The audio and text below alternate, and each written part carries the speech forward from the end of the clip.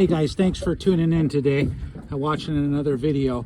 I'm going to showcase my 1971 Mercury 7.5, and this is the first generation of the Thunderbolt ignition. And I'm going to just pop the top off here quickly, and we can just go over what the Thunderbolt ignition is and why it's so troublesome, and also why it's so good. These are very powerful engines, as I showed in my last video where it went up against the Lightning ignition. So let me pop the top, we'll take a look here.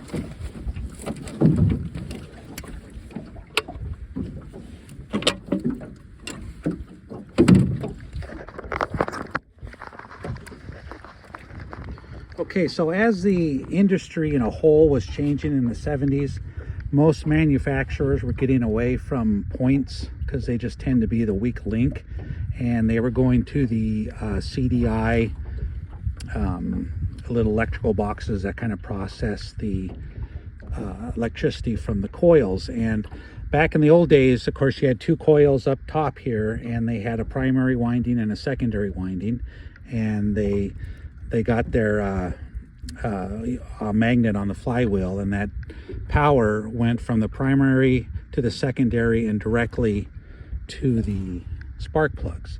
Now, this is kind of a gap in technology. This was Mercury's answer to the changing times, and they still have their charge coil up here. And instead of a sensor like you would have in an OMC, or you may call it a trigger coil, these still had the points. So you still had the old school points, and then you had these external coils, which the industry was moving to. And of course, the weak link in these are the coils. Mercury's asking a lot of electricity to flow through this Thunderbolt ignition system, and the points had little white plastic insulators, and those things would crack, and you would just, all the electricity would ground right out of the points, and nothing would make it to the spark plugs. And then, speaking of the spark plugs real quick, the Thunderbolt ignition, try to hold these up here, the Thunderbolt ignition used a permanent gap plug. See, there's no self-grounding electrode, and these are supposed to gap in a healthy engine 1/4 inch. But in essence, these plugs were built for speed, for the top end, and your electrode is the thicker metal around the middle there. And so when you have a healthy engine, you're going to find these plugs in the engine.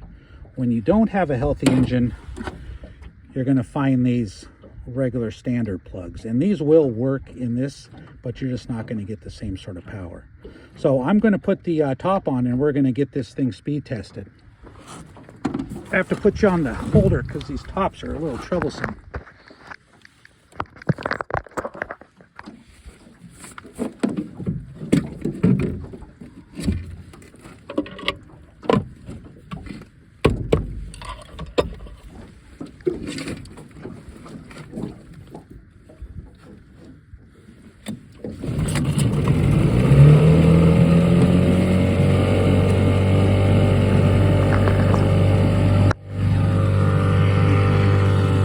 If you remember from my other video, the Johnson 9.9 and the Mercury 9.9 were both hitting about 20 miles an hour. So this one is quite a bit older and only 7.5 horsepower. I'm putting on the holder because this thing wants to torque over. Okay, so here we go. We'll see what we can do.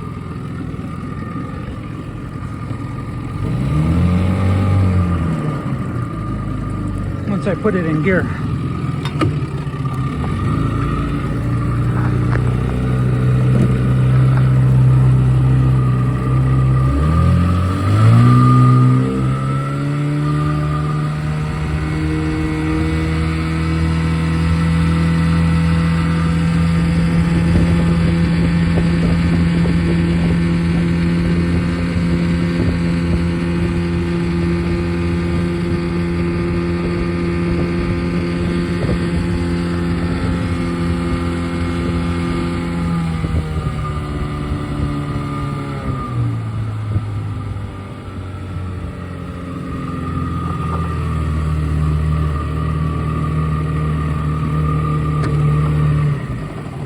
right, 17 miles an hour, maybe 17 and a half miles an hour. So this thing's not much less than the 9.9s Mercury and OMCs of its time. So these are good motors. This motor does have the perma-gap spark plug, and this is a nice healthy engine. So that's what they should sound like. Thanks for watching.